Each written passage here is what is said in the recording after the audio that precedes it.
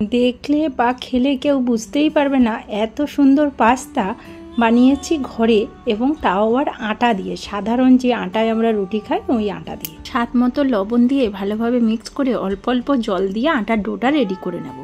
যেভাবে রুটি বানাই ঠিক সেইভাবেই আটার ডোটা রেডি করব, কিন্তু রুটির ডোর থেকে এই পাস্তার ডোটায় একটু শক্ত হবে, যাতে পাস্তাগুলো সুন্দর শেপ দিতে পারা যায়। আটার ডোটা ভালোভাবে হাতের তালুর সাহায্যে ডলে ডলে মেখে নিতে হবে।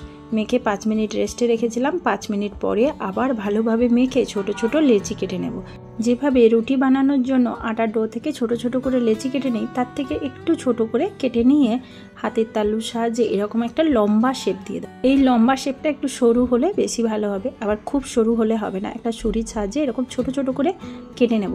কেটে নিয়ে একটা কাঁটা চামচের সাহায্যে এইভাবে একটা একটা পিস তুলে হাতের বুড়ো আঙুলের প্রেসার দিয়ে পাস্তার শেপ দিয়ে দিতে পারেন।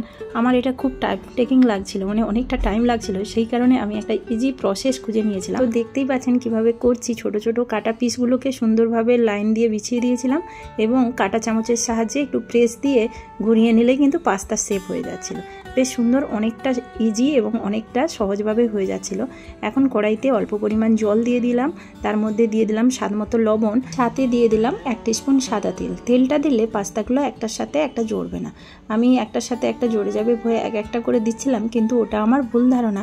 এইভাবে সবগুলো তুলে একসাথে দিয়ে খুন্তি দিয়ে নেড়ে দিলে কিন্তু খুব সুন্দর একটার সাথে একটা সেপারেট হয়ে যাচ্ছে। ওদিকে 5 মিনিট মতো পাস্তাগুলো ফুটতে থাকবে, এদিকে একটা পাস্তার জন্য একটা মশলা তৈরি করে 1খানা টমেটো ছোট ছোট করে কেটে মিক্সিং কন্টেনারের মধ্যে নিয়ে নিয়েছি। একটা স্মুথ পেস্ট তৈরি করে নেবো, আর একটা পেঁয়াজকে ছোট ছোট করে একদম কেটে নিয়েছি।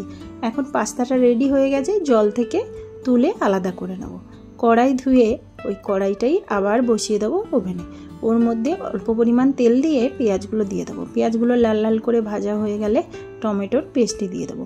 তাতে দিয়ে দেবো অল্প পরিমাণ হলুদ গুঁড়ো, কাশ্মীরি লঙ্কার গুঁড়ো আর tomato sauce, homemade tomato sauce.